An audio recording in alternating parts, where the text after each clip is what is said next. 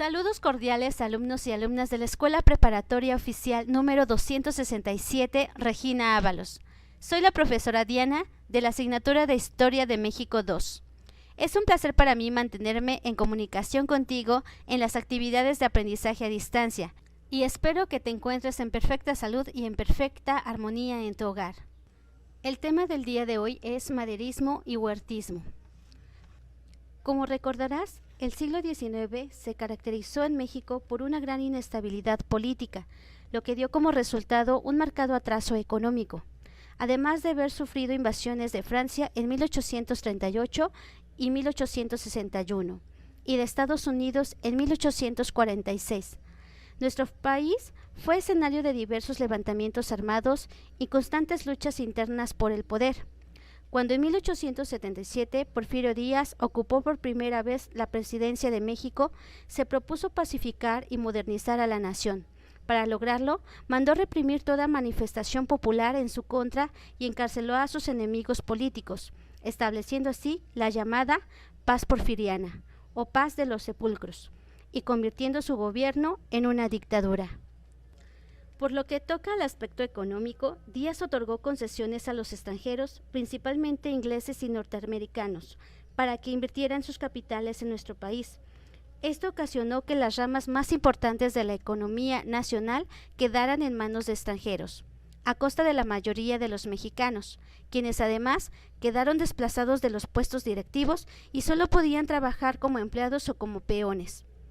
Díaz gobernó durante más de 30 años. En este periodo, que conocemos con el nombre de Porfiriato, existió mucha desigualdad social. La clase dominante se constituyó con los terratenientes o dueños de enormes extensiones de tierra, los grandes industriales, los banqueros y los comerciantes, mientras la mayoría de la población quedó formada por campesinos sin tierra y obreros que vivían en condiciones deplorables. Y entre ambos extremos se hallaba un sector medio de pequeños propietarios de fincas urbanas o rurales, prestadores de servicios y empleados de gobierno. Pues bien, no existe una revolución mexicana, sino diferentes revoluciones determinadas por facciones o grupos con intereses particulares en un periodo de tiempo que va desde 1910 hasta 1917 y la consumación del presidencialismo hasta 1920. La primera etapa de la Revolución Mexicana fue protagonizada por Francisco Ignacio Madero de 1908 a 1913. Madero fue un hacendado de Coahuila, cuya familia había crecido económicamente al amparo de las medidas porfiristas. Aspiró al poder después de la entrevista de Porfirio Díaz, en la cual se insinuaba que él estaba listo para dejar el poder y permitir que el país se condujera sin su presencia, por lo que no contendería para las elecciones de 1909. En su libro La sucesión presidencial de 1910, Madero pugnaba unas elecciones democráticas y la fundación del Partido Nacional Democrático, convertido después en el Partido Antireeleccionista en 1909. En las entrampadas elecciones de 1910, Porfirio Díaz resultó ganador para su séptimo periodo presidencial. Madero logró amplias simpatías entre la población y ante la amenaza política que significaba, Porfirio Díaz lo encarceló en San Luis Potosí acusándolo de agitador. Este conocimiento, en lugar de debilitarlo, le dio gran resultado en la política, ya que desde la cárcel elaboró el Plan de San Luis. En este documento, que dio a conocer el 15 de octubre de 1910, su proclamación mayor era la de sufragio efectivo y no reelección. Se declaraba nula las elecciones de 1910, se desconocía al presidente y al vicepresidente, pugnaba por modificar las leyes y evitar la reelección. Proponía iniciar la Revolución Popular el día 20 de noviembre desde las 6 de la tarde y Madero se asumiría como presidente provisional del país. Estos acontecimientos iniciaron una de las etapas de la revuelta armada conocida como Revolución Mexicana. Se conforma de diferentes momentos del conflicto popular mexicano. Después del levantamiento del 20 de noviembre de 1910, Madero asumió el liderazgo de varios grupos plenamente identificados. El Grupo del Norte, en el que destacaba Pascual Orozco, Abraham González y Francisco Villa, y en el sur destacó la presencia de Emiliano Zapata. Estas fuerzas se reunieron bajo la premisa de un cambio democrático, pese a que cada uno de ellos tenía diferentes intereses.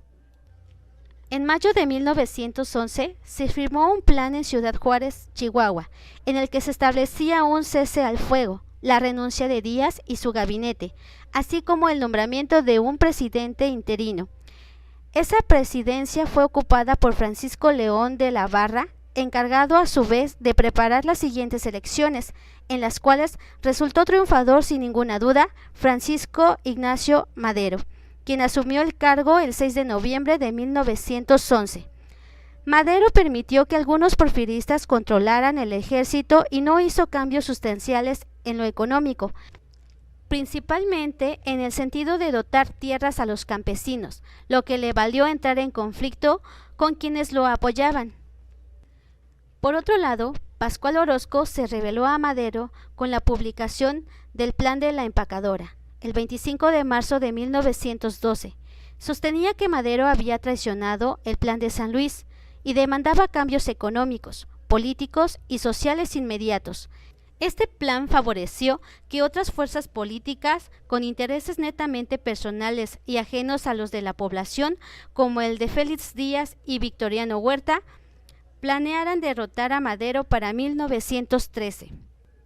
A Victoriano Huerta se le ha identificado como el protagonista de esta etapa histórica del país, pero existen otros personajes importantes que coadyuvaron a la muerte de Madero, como Félix Díaz, preso en 1913, el general Manuel Mondragón y Bernardo Reyes, entre otros, además de la participación activa de la Embajada norteamericana en México, quienes con la intención de poner fin al gobierno de Madero, contrario a sus intereses, planearon derrotar al presidente.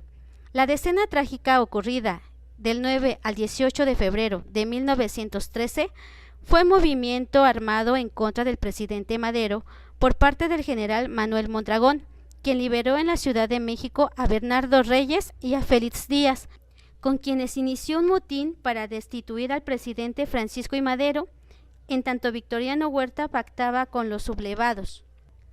Y la intervención norteamericana iniciaba a partir del embajador norteamericano Henry Lane Wilson para el 18 de febrero de ese año. En la Embajada de los Estados Unidos se firmó el Pacto de la Embajada o de la Ciudadela, en donde Félix Díaz, Victoriano Huerta y Lane Wilson desconocían a Madero y Huerta era considerado para ocupar la presidencia. Después de varios días del enfrentamiento en la capital por parte del ejército leal a Madero y el ejército sublevado dirigido por Huerta, Madero fue apresado y asesinado el 22 de febrero junto con el vicepresidente Pino Suárez. Después de ese hecho, fue nombrado presidente Pedro Lascurain por tan solo 45 minutos, ya que después dimitió y Huerta asumió la presidencia. Al asumir la presidencia, el 19 de febrero de 1913, Huerta inició una dictadura al disolver el Congreso mexicano, persiguió a los grupos opositores a él y en su gobierno enfrentó la invasión norteamericana. Con la decena trágica se provocó la ruptura del primer momento revolucionario, el maderismo, y consolidó diferentes agrupaciones militares que continuarán la guerra en contra de Victoriano Huerta. En resumen, el maderismo fue el primero de los movimientos que conformaron la Revolución Mexicana. Fue dirigido por Francisco Ignacio Madero entre 1909 y 1910. Su objetivo principal fue lograr la regeneración democrática del país a través del sufragio efectivo y la no reelección de los funcionarios públicos. El huertismo es la etapa de la historia en la que la presidencia estuvo ocupada por Victoriano Huerta, un militar y político nacido en el estado de Jalisco. Su gobierno se caracteriza por haber despojado al país de las instituciones democráticas, ya que tanto el Congreso como el Senado dejaron de funcionar. Ahora has comprendido un poco más sobre la etapa de Francisco I. Madero y Victoriano Huerta. Te invito a reflexionar sobre la ideología de estos hombres de la historia.